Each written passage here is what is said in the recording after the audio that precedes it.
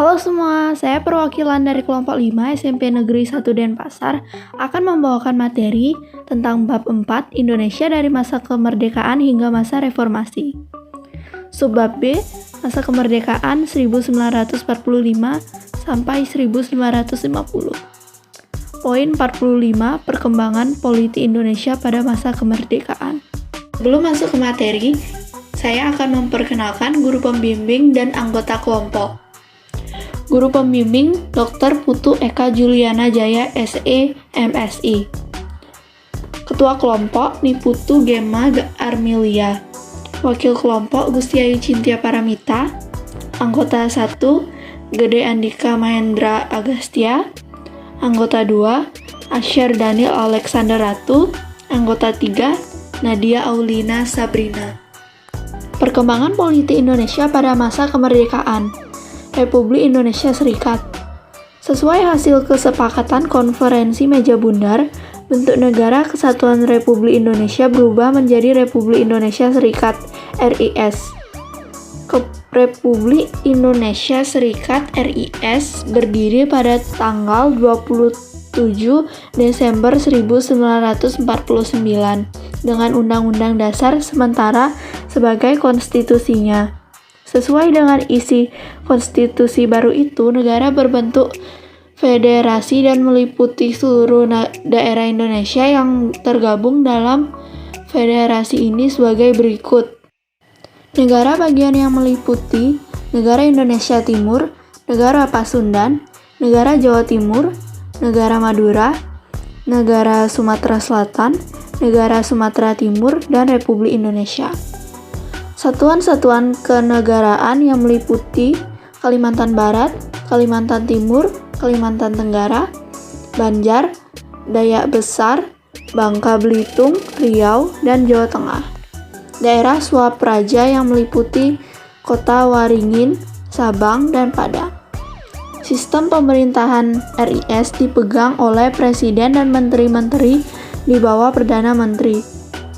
Terpilih sebagai Presiden RIS adalah IR Soekarno setelah ia menjadi calon tunggal dalam pemilihan Presiden RIS tanggal 15 Desember 1949.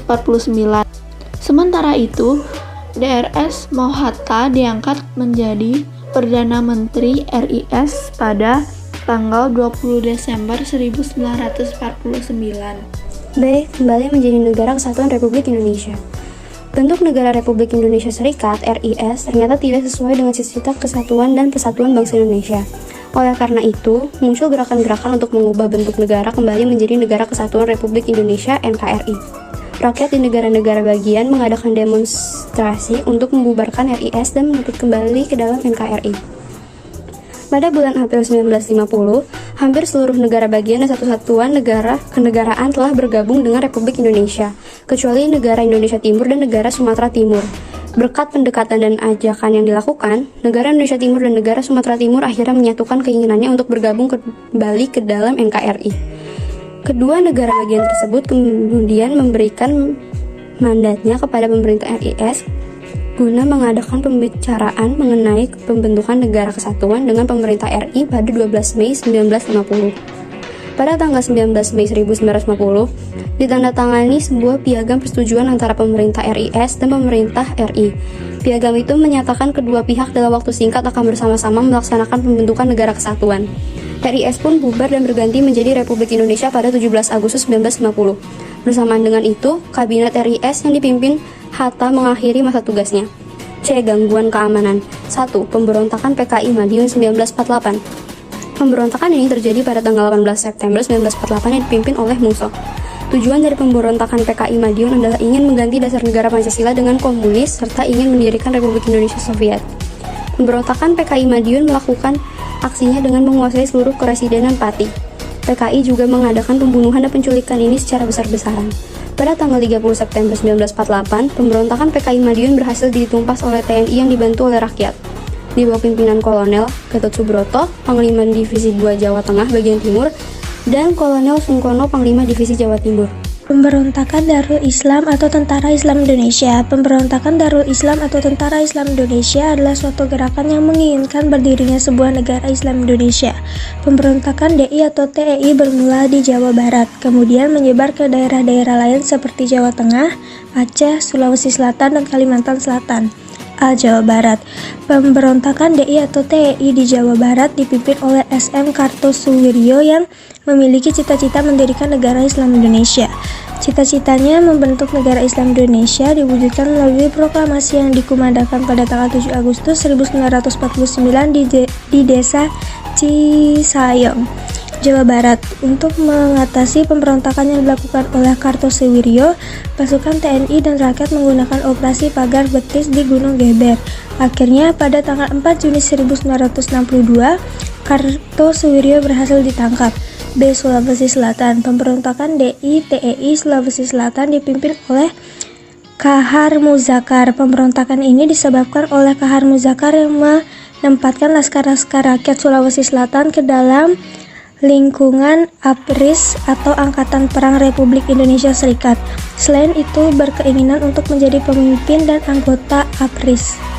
Pada tanggal 17 Agustus 1951, Kahar Muzakar bersama dengan pasukannya melarikan diri ke hutan, dan pada tahun 1952 ia mengumumkan bahwa Sulawesi Selatan menjadi bagian dari negara Islam Indonesia pimpinan Kartosuwiryo di Jawa Barat. Penumpasan terhadap pemberontakan yang dilakukan oleh Kahar Muzakar mengalami kesulitan sebab tempat persembunyian mereka berada di hutan yang ada di daerah pegunungan. Akan tetapi pada bulan Februari 1965 berhasil ditumpas oleh TNI. Aceh. Pemberontakan di Aceh dipimpin oleh Daud Beureuh yang merupakan mantan gubernur Aceh.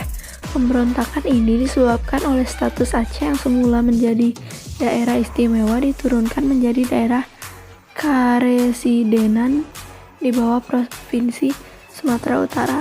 Kebijakan pemerintah tersebut ditentang oleh Daud Beureuh sehingga pada tanggal 21 September 1953 ia mengeluarkan maklumat tentang penyatuan Aceh ke dalam negara Islam Indonesia pimpinan Kartosuwiryo. Pemerintah Republik Indonesia memberantas pemberontakan di Aceh dengan operasi militer dan musyawarah dengan rakyat Aceh, sehingga pada tanggal 17 sampai 28 Desember 1962 diselenggarakan musyawarah kerukunan rakyat Aceh, dan melalui musyawarah tersebut maka berhasil dicapai penyelesaian secara damai. Di Kalimantan Selatan. Pemberontakan di Kalimantan Selatan dipimpin oleh Ibnu Hajar yang menamakan gerakannya dengan sebutan Persatuan Rakyat yang Tertindas. Pada tahun 1945, Ibnu Hajar secara resmi bergabung dengan negara Islam Indonesia, ditunjuk sebagai Panglima Tertinggi TII Tentara Islam Indonesia. Pada tahun 1963, pemerintah Indonesia berhasil menumpas pemberontakan ini. Ibnu Hajar dan anak buahnya berhasil ditangkap. Kesimpulan, keadaan politik pada masa awal kemerdekaan masih memiliki banyak kelemahan dan tantangannya tersendiri. Kedudukan Pancasila sebagai dasar masih belum terlihat di masa awal kemerdekaan Indonesia. Cara menangkal virus corona: menjaga kebersihan tangan, tidak memakan makanan seperti daging mentah, tutup hidung dan mulut ketika bersin dan batuk, hindari kontak langsung dengan hewan hidup dan tidak bersentuhan dengan hewan. Hindari kontak langsung dengan siapapun yang menunjukkan gejala seperti demam dan sesak nafas. Baik, terima kasih. Kali ini saya akhiri dengan Paramasanti. Om Santi Santi Santi Om. Maaf jika ada kesalahan kata.